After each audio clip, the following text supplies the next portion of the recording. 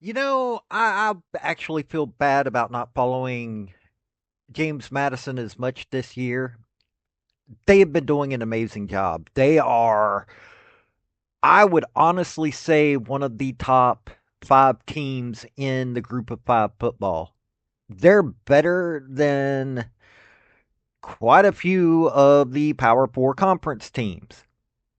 They don't have the money, of course, but hey, under Bob Chesney, after Kurt Signetti left, Bob Chesney has kept that power up.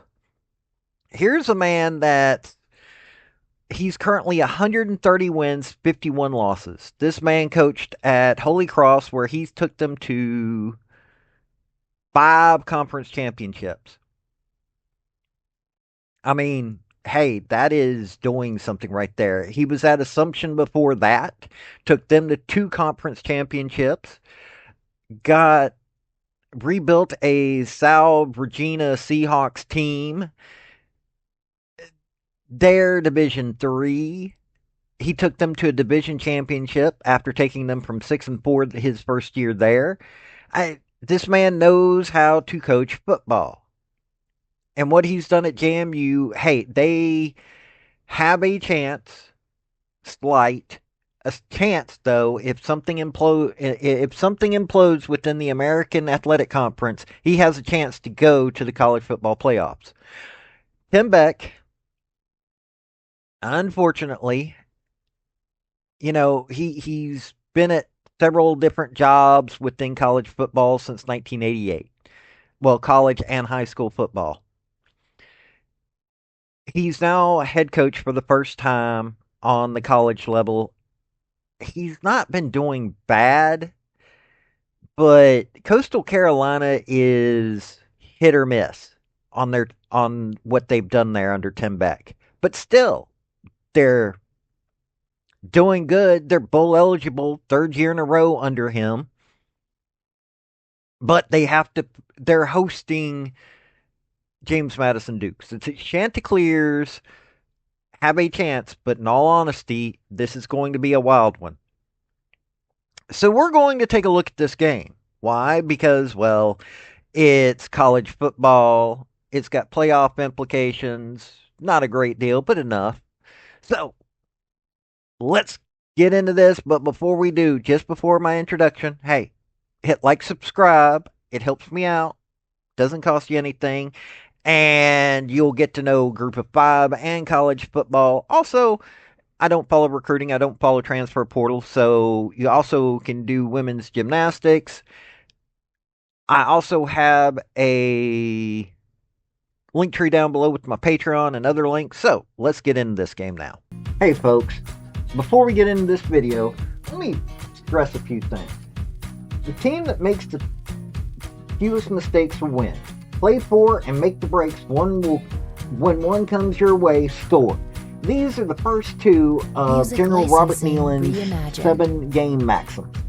They're also, as been proven by folks that use these maxims in their life, some of whom went into combat in World War II, it can help you shape your life a little bit better. So, enjoy the sports on this channel, but also think about those two maxims.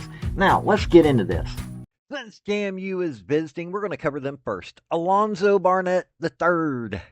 This man's is 168 of 276 when it comes to passing, completion, and attempts. He's 60.9% completion rate, 2,233 yards through there. Best not forget those 10. He's also got a backup by the name of Matthew Sluka. Might have heard of him. Yeah, this guy was at UNLV and then he just went stupid. But he's at Coastal as a backup. Barnett doing amazing things. He's thrown 17 touchdowns, had 6 interceptions, been sacked 14 times though. So they've had 19 touchdowns through the air, 8 interceptions, 17 sacks. Their offensive line could be a little bit better, but But now on rushing side, Hey, Wayne Knight, 151 carries, 966 yards, 59-yard long run, 8 touchdowns. Alonzo Barnett, 93 carries, 428 yards, 58-yard long run, got 12 touchdowns on the ground. Jordan Fuller, 82 carries, 415 yards, 5 touchdowns. Matthew Sluka's got three. J- Joby Malari's got three. They got 32 touchdowns on the ground. So it's not a very balanced offense, but they do what they need to do. RPO, through the air. Landon Ellis has been the favorite catcher. 32 catches, 532 yards, 62-yard long run, 5 touchdowns. But get this, the third leading receiver, Nick DeGennaro, got 18 catches, 339 yards, 76-yard long run, 4 touchdowns. The second leading one is Wayne Knight. He's got 1 touchdown, 35 carries, 368 yards, 57-yard long run. They've got a few other guys that's got two or one. Hey, 19 touchdowns through the air. That's not bad. 32 on the ground, though. They ground and pound. That's an RPO modified triple option. You know how that goes. They got 20 defensively. They got 26 sacks on opposing quarterbacks. 26 is getting into power four range. 49 pass deflections. That's better than most Power 4 teams. 11 interceptions. Only scored on one of them, though. Here's their only weakness. They got 3 forced fumbles, 2 fumble recoveries. That's not good. But when you take a look at everything else, Trent Hendrick is a leading tackler, 86 tackles, 3 sacks, 1 pass deflection, 1 forced fumble. Tyler Brown, safety. Now, only thing I don't like,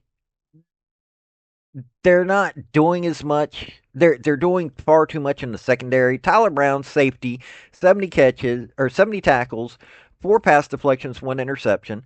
Third leading tacklers, Jacob Thomas, 56 tackles, 2 sacks.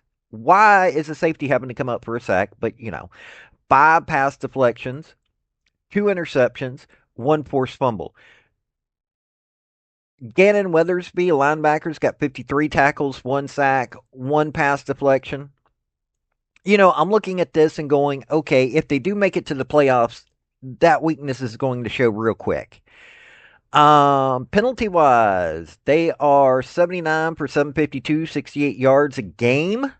Not very disciplined, but Barnett is doing amazingly well. Wayne Knight doing amazingly well on both catching and rushing. Landon Ellis doing a lot of work, as is Nick DeGennaro. Sluka's doing what he needs to do. Jordan Fuller. They've got a multi-talented team. They've got a defense that knows how to get to the opposing quarterback. You don't want to get into their secondary, but they're lacking in a few areas, but it's nothing. They're a power four team playing in the group of five. That's basically what they look like. So let's cover Coastal. First thing you've got to realize is Coastal has so many injuries. Like when I'm looking at the list, Samari Collier, quarterback, out. Wide receiver Eli Aragon is doubtful. Robbie Washington, wide receiver, questionable. Oh, Eli Aragon's doubtful. Joseph Hansen, offensive guard, questionable. Lionel Whitaker, cornerback, questionable. I could just keep going. That's how badly injured this team is. Tad Hudson is probably going to have to carry everything himself. He's 98 of 167, 790 yards, 4 yards through the air, 58.7 completion rate. He's thrown 3 touchdowns, but 4 interceptions, been sacked 13 times. Let's just put it this way. They've got 13 touchdowns through the air. Samari Collier had gotten the most of them on far less numbers, but at the same time, they've had 10 interceptions, not good, 20 sacks.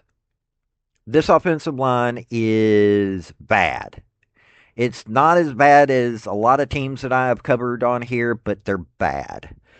Rushing, and you're going to hear numbers that show you how bad the offensive line is because they can't protect anybody.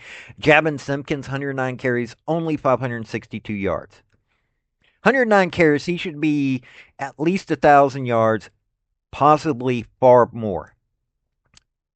He's got a 46-yard long run, 2 touchdowns. Samari Collier, their leading scorer in so many ways, his second leading rusher, 71 carries, 429 yards, got an 85-yard long run, only got 7 touchdowns. Only. They got 15 touchdowns on the ground. Let's just put it that way. Dominic Nicely's got 62 carries, 376 yards, 59-yard long run, 3 touchdowns. Tad Hudson has got 2 touchdowns on 34 carries, 61 yards. I'm looking at this. They can't get their offense going the way they want if it wasn't for their quarterbacks being at least talented enough to RPO. Um, they're the receiver with the most touchdowns is Carmelo English. He's got 17 catches, 132 yards, 3 touchdowns, 31-yard long run. Cameron Wright's got 20 catches, 234 yards, 1 touchdown, 44-yard long run. He's leading in yards when it comes to this team. I mean, 13 touchdowns through the air. Now, let's get to their defense. They got 18 sacks on opposing quarterbacks. Not good. 34 pass deflections, 10 interceptions. Decent numbers, but no, they haven't scored on any of it. Now, here's the strength. They've forced 11 fumbles, got 8 fumble recoveries. They know how to do things on that side of the ball, at least. But they're relying on their safeties a little too much. Why? Zamarian Gordon, a safety, he's got 66 tackles, leading tackler, 5 pass deflections, 2 interceptions, and 2 fumble recoveries.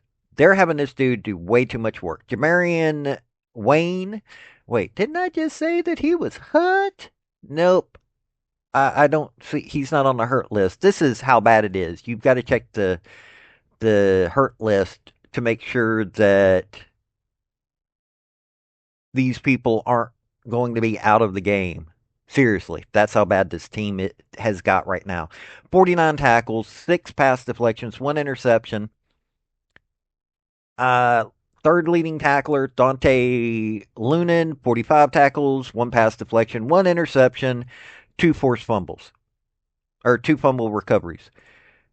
And penalty wise, you're looking at 69 of 579, 52 yards a game, better discipline than James Madison, but too many injuries, bad offensive line, just too many bad things happening at once. I'm looking at these two teams and I'm going, hey, JMU needs this win to stay looking relevant for the college football playoff to grab that group of 5 spot, even though American Conference has pretty much got that locked up right now between North Texas uh, and Tulane. And in all honesty, Navy looks like they could probably do a pretty good job of it themselves, especially after one of the few times that I haven't recorded this a few days ahead. Navy just beat Memphis 28-17. So they got a share of the AAC regular title. They're a team that could go to the playoffs. You take a look, I doubt they would be allowed to. So if Navy wins the AAC championship, more than likely James Madison will be the one that would get picked. That is why they need to win this game. I'm looking at this and I'm going, hey, it's not that big of a deal. They've only lost to Louisville, and it wasn't even an embarrassing loss. It was 28-14. Other than the fact that they picked Luca, I don't know why Chesney did that. He's done pretty good. Other than the fact, well, okay, the one weakness of their defense, and I've already said this, they don't strip the ball as much as they need to. I'm looking at this team going, okay, this is good. I'm looking at Coastal Carolina. This is a team that, at this point, hey, them being bowl eligible, they should be glad. They've got way too many injuries. Looks like they could have been a good team, but even at the beginning of the season, they couldn't handle East Carolina. So that shows where a lot of things are. in all honesty, I'm looking at this going, James Madison's going to come in there. As long as they don't sleepwalk through it, this is a Duke's win. And they need this win. They really do. So I doubt that Chesney's going to let them sleep through this. Tim Beck, I don't know if he's. Honestly, I don't know what he's going to do about this team to take them to the next level. But right now, he's got to deal with too many injuries and folks that can't figure out how to throw a ball. But first, he's got to fix this offensive line. Maybe he will for the next year. But hey, Dukes win. This has been Paul with Redneck Sports. Y'all have a good day now. Bye. I hope that you liked the video. I really do. Hit like and subscribe for me, because I'm going to come out with far more videos and you get all kinds of chance. Also, don't forget, my link tree is down below. You can get to my Patreon that way or go to my other stuff. This has been Paul. Have a good day.